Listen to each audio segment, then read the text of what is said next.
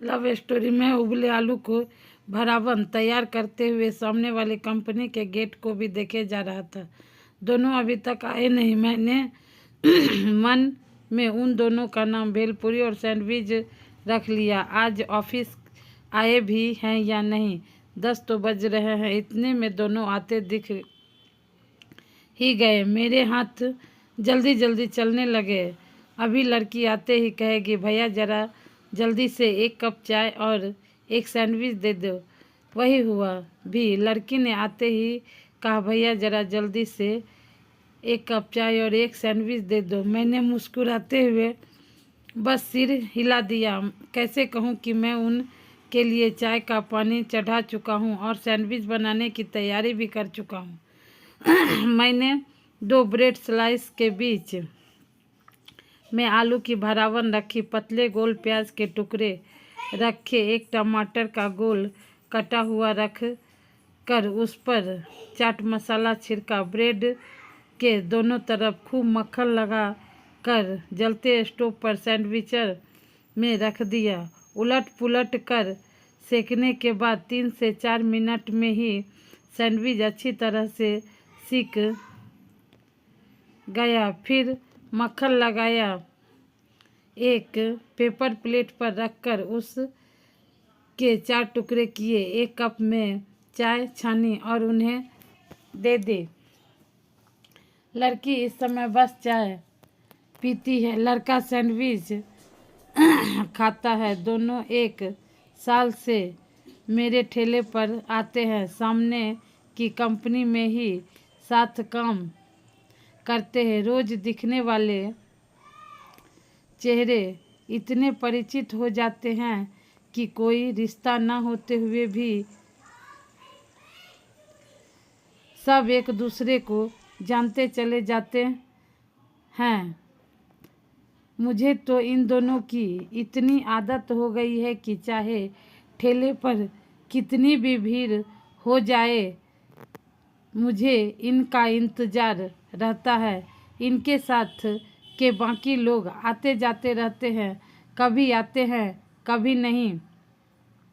यह लड़की घर से नाश्ता करके आती है, लड़का शायद अकेला रहता है, यहीं नाश्ता करता है। दोनों शाम को एक बार फिर 6 बजे आते हैं। लड़की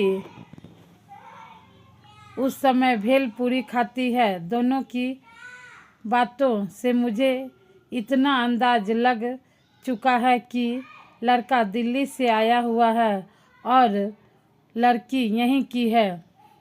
फ़ोन पर घर वालों से मराठी बोलती है। मैं भी मराठी समझने लगा हूँ। लड़के को मराठी नहीं आती। आज तुम क्या नाश्ता करके आई हो? लड़का पूछ रहा था। वही पोहा। हर दूसरे दिन पोहा बनता है घर पर। बाबा तो रोज़ खा सकते हैं। अरे मुझे तो पोहा बहुत पसंद है। तुम कितनी लकी हो, सब किया कराया मिल जाता है। यहाँ तो ना बनाना आता है ना टाइम है। मुझे पता है, अनिल ने कल रात मुझे फ़ोन किया था। उस क्लाइंट ने मेरा जीना हराम कर रखा है यार। यह अनिल मैरिड है? इसकी कोई फैमिली लाइफ है या नहीं? कि वाइफ इसे कुछ कहती है या नहीं? क्या यह मेरे साथ रात 11 बजे तक फ़ोन पर मैं और लोगों के लिए चाय और सैंडविच बनाता जा रहा था, पर मेरे कान हमेशा की तरह इन दोनों की बातों पर थे। मेरे थोड़ा पास ही साइड में खड़े होते हैं। यह सुनते ही लड़की हंसी। अब जब तक तुम यह डील फाइनल नहीं करवा लेगा, तुम ही हो इसकी वाइफ। यार ये जितने भी सीनियर हैं, इनके चेहरे देखे हैं, आजकल उड़े ही रहते हैं, काम ही नहीं ख़त्म हो रहा है। तुम लड़कियों के साथ कम से कम हंसता तो है। अनिल हमें देखकर तो जमाइयाँ लेता है। दोनों इस बात पर खूब हंसे और फिर मुझे रोज़ की तरह पैसे देकर चले गए। अब शाम को आएंगे। शाम को मेरी बनाए भेल पूरी खाने के लिए ऑफिस से निकलते हुए कई लोग तो आते हैं जो घर जाते हुए यहाँ खड़े होकर गप्पे मारते हैं, दिन भर की भड़ास निकालते हैं। कोई कोई तो भेल पूरी पैक करवाकर भी ले जाता है। मुझे इन दोनों के को साथ देखना अच्छा लगता है। इनकी आदत बातें सुनना और भी अच्छा लगता है।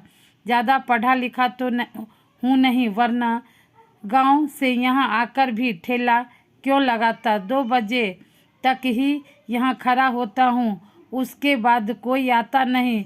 शाम को मैं सैंडविच और चाय के साथ भेलपूरी भी रखता हूँ। इस जगह खड़े होने से फ़ायदा होता है। सामने ऑफिस ही ऑफिस है। यह एक छोटी सी सड़क है, इसके आगे एक मॉल है। मॉल के अंदर जाने वाला यहाँ महंगे खाने से बचने के लिए कई बार यहीं कुछ खाकर आगे बढ़ते हैं।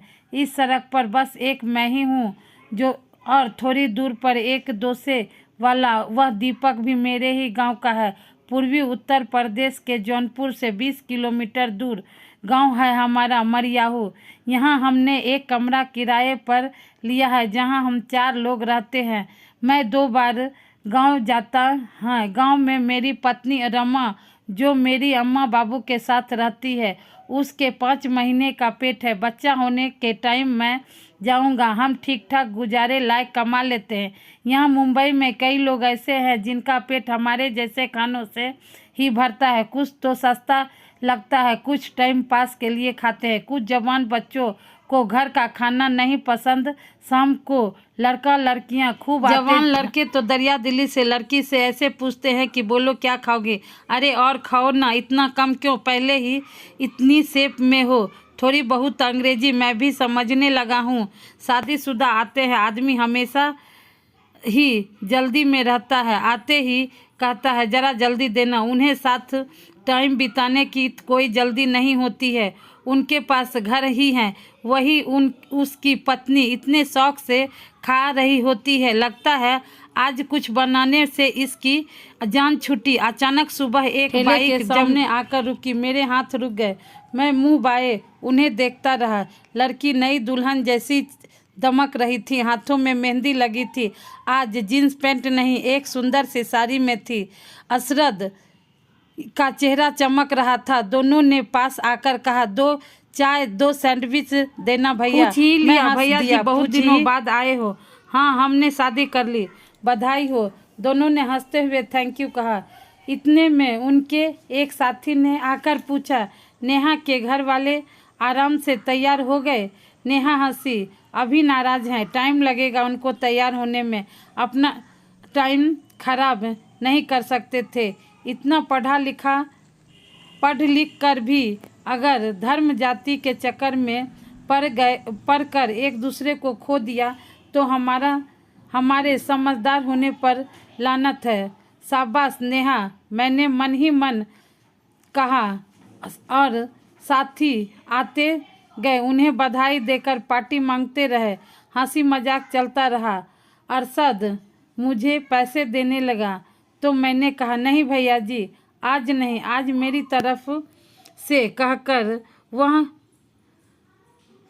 हंस दिया। मेरे कंधे पर हाथ रख आकर, ओके दोस्त, थैंक यू कहकर नेहा के साथ हाथ पकड़कर सामने अपने ऑफिस चला गया। मैं उन्हें देखता रहा, मुस्कुराता रहा। पता नहीं क्यों आज मैं बहुत खुश था। तो आपको यह कहानी कैसी लगी? अगर कहानी अच्छी लगी हो तो कहानी को लाइक कर दीजिएगा और चैनल को सब्सक्राइब कर दीजिएगा, ताकि मैं और इसी तरह अच्छी अच्छी कहानियाँ लेके आते रहूँ। Thanks for watching.